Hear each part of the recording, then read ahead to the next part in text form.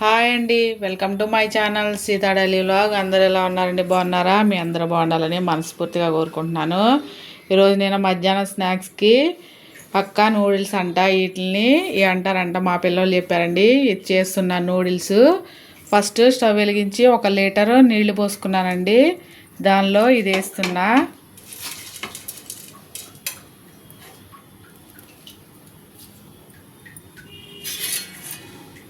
తర్వాత 1 spoon oil వేస్తున్నా.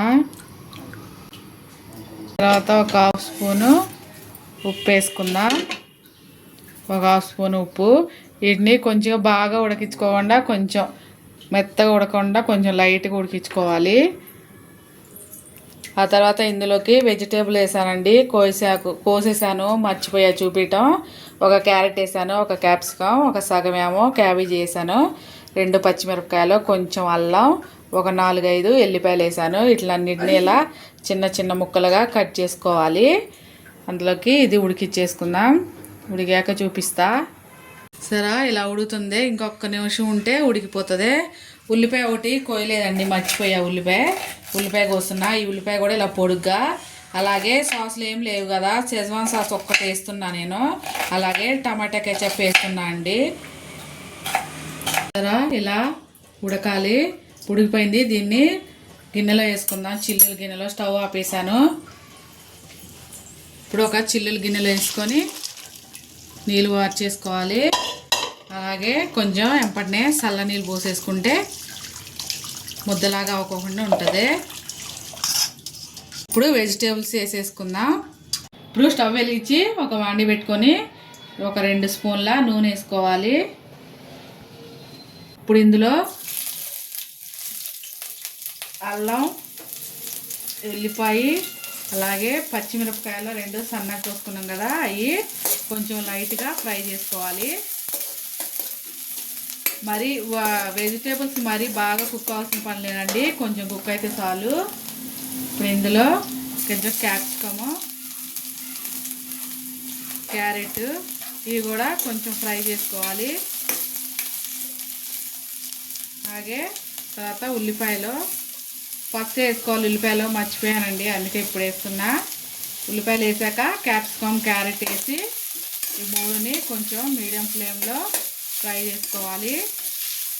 కొంచెం సాఫ్ట్ అవ్వాలి అంతే. అవి కొంచెం మెత్తగా అయిపోయినాయి. ఇప్పుడు 1 గుప్పెడు క్యాబేజీ వేస్తున్నా. అలాగే రుచికి సరిపడా ఉప్పు.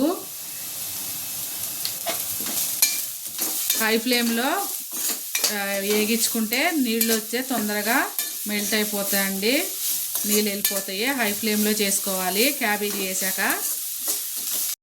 ఇవి మగ్గిపోయినాయి. ఇప్పుడు ఇందులో నూడిల్స్ వేసుకుందాం. అలాగే మిరియాల పొడి, టమాటో కెచప్, ఇది వచ్చి షెజ్వాన్ చట్నీ అండి. మీకు ఎంత కావాలో అంత చూసి వేసుకోండి. నేనైతే 1 పెద్ద స్పూన్ వేసా. ఇప్పుడు ఇదన్నిటిని మిక్స్ చేసుకుందాం. మంచిగా నూడిల్స్లో మిక్స్ అయ్యేలాగా మిక్స్ చేసుకుందాం. ఇందాక వేసాను కదా ఉప్పు, మళ్ళీ చూసుకొని లాస్ట్లో వేసుకోవాలి. అంతే, మంచిగా 2 ఫోర్కులతో ఇలా మొత్తాన్ని కలిపేసుకోవాలి. అంతే, యమీ యమీ వేడి వేడిగా పక్కా నూడిల్స్ రెడీ. ఇవాళకి నా వీడియో ఇంతేనండి. నా వీడియో కనుక నచ్చితే ప్లీజ్ ఒక లైక్ చేయండి. నా ఛానల్ని సబ్స్క్రైబ్ చేసుకోండి ఫ్రెండ్స్. నేను చేసిన వంట ఎలా ఉందో కామెంట్ చేయండి.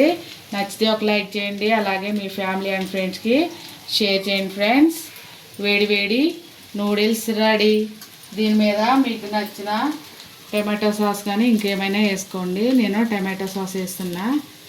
అంతే, స్టవ్ ఆపేసాను.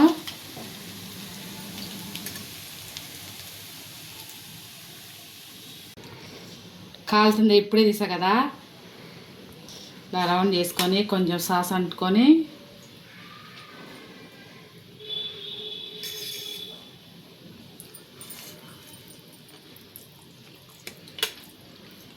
బాగుందండి. వేడివేడిగా చల్లని వాతావరణంలో మంచిగా ఉంది. మీరు కూడా ఒకసారి ట్రై చేయండి. ఉంటా ఫ్రెండ్స్, బాయ్.